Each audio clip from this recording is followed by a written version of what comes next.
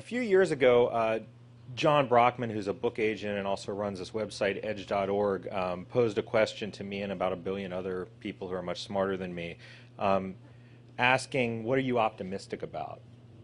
And I thought a long time about this. You know, this was before I had kids. Now it would be an easy answer. But I was thinking about the sort of overriding metaphor of my life that I try to hold and think about often, and that's the idea that the world is a Wunderkammer. And Wunderkammers are the Renaissance predecessor to modern-day museums, right? There were cabinets or even entire rooms where people would put a mishmash of objects that they had collected on their travels or other people had brought back for them. You might find, like, you know, a mummy's hand or a unicorn horn or a piece of rare coral or perhaps like a, you know, two-headed lizard preserved in a jar.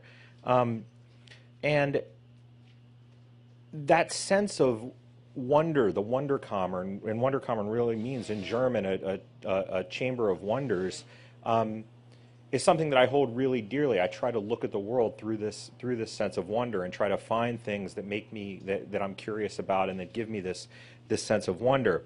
And so when I was learning about these years ago, inspired by that sort of intersection of science and art and technology and natural history and wonder, I was at a flea market in Alameda, and I picked up this old Chinese tea cabinet and started to create my own cabinet of curiosity. Sorry for the bad iPhone picture, but I quickly filled the shelves up with things that I thought were supposed to be, you know, in any good, respectable cabinet of curiosity. Things like, you know, an antique trepanation device that surgeons use to drill holes in people's heads, or, you know, a wax death mask of Napoleon, or a snake under glass, you know, preserved, or even photos that were good examples of pareidolia, when you see, you know, interesting forms in nature. And so I would start to take those pictures and collect them myself. But things really became more interesting to me once the collection process became more organic, and rather than sort of go out seeking things like that, I would just allow things to find me that spoke to me, and I'd put them in the cabinet. Things like this. It's a 1/1,000,000th scale model of Frank Lloyd Wright's Fallingwater Mansion that Ken Goldberg and Carl Boehringer made at UC Berkeley, using the tools of silicon manufacturing used to make computer chips, right? And so I have a little tiny piece of a chip that has, you know, 10,000 of these things on it, and you can't see it even with a magnifying glass, but I have it displayed in my cabinet right next to you know, this picture, to remind me of you know, what's hidden from us and the wonder of the world that's hidden from us at a microscopic or even nanoscale or molecular scale. You know, speaking of molecular and you know, small scale marvels and wonder, think about Craig Ventnor's announcement yesterday about the first synthetic cell booted up. I put in it a Houdini automaton's autograph. Right, so I was down visiting this magician in Los Angeles who is known for his magic, but also for making these amazing props and restorations, and he restores automatons, John Goggin, and he had this Houdini automaton in the corner of his garage, and he went up and he flipped a little lever and it started creaking alive, and you could, and it was super slow, like it took like 3 minutes, and then he presented me with this piece of paper, best wishes Houdini, right, and it actually looks just like Houdini's signature. And then one of my most prized possessions in my cabinet that really sparked that kind of wonder about the artificial world that was emerging is this. It's a resin model of a telerobotic insect that's being developed at UC Berkeley. So this is like a micro-robotic insect that can fly around once it finally flies, and its wings are made from solar cells.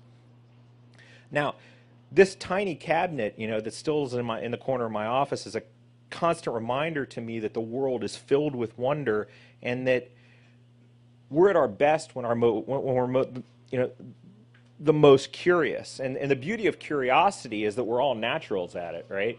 So curiosity, driving curiosity, sparking curiosity is even the best form of education, right? You don't want to teach people things, you want to teach them how to be interested in things. You want to teach people how to learn. And I think that, so sparking someone's curiosity at even the youngest age is almost the best form of pedagogy. and there's this quote from the science fiction film The Day the Earth Stood Still, right? And the professor, who was modeled after Einstein, says it. He says, usually people quote Einstein. I'm quoting, a character in a science fiction film who's supposed to kind of be like Einstein. Mediated weird world. He says, it isn't faith that makes good science, it's curiosity, right?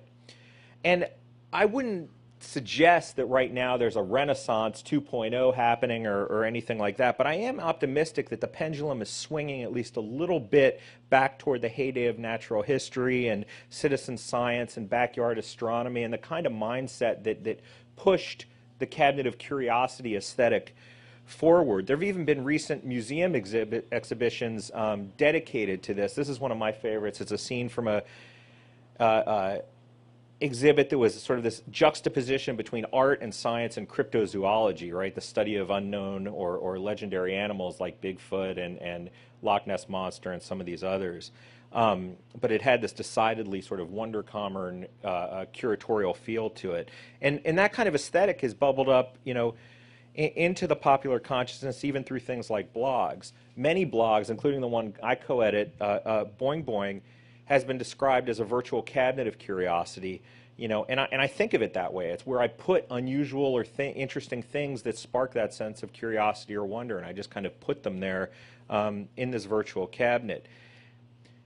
Also, almost every major city, including San Francisco, New York, has sort of the ye old curiosity shop where you can go and buy these kinds of things in a highly curated setting. This is a photo of Evolution, the store in New York City's Greenwich Village. We have Paxton Gate here, and then also Paxton Gate Kids, which is phenomenal. There's the Bone Room in Berkeley.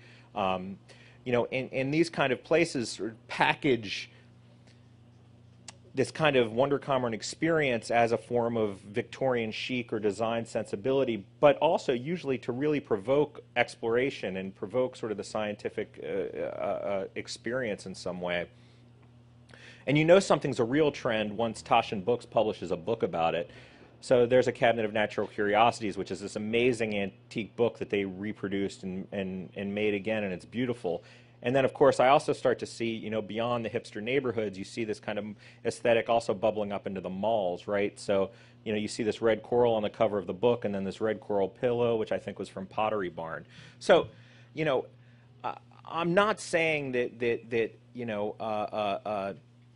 we're facing a renaissance again, because we're starting to see these kinds of things in Pier 1, mounted butterflies and such. But I do think that there's this same kind of curiosity is fueling the do-it-yourself movement that's embodied by things like Maker Faire and Make Magazine, right? So for those of you who don't know, Make Magazine is a do-it-yourself technology and science project magazine. And the whole point is to spark excitement and to spark wonder through actually doing things. And you're seeing a lot more people do that, engaging with science and even engaging with raising chickens and farming and, kids being interested in farming. The resurgence of traditional crafts like Stitch and Bitch Stitch and Bitch clubs. People are spending so much time in these mediated worlds of instant message, and your TiVo hard drive is filled with shows that you're never going to watch, and you feel guilty about it, and all this tweeting and everything like that, that you like to take a moment and pause and roll up your sleeves and get your hands dirty.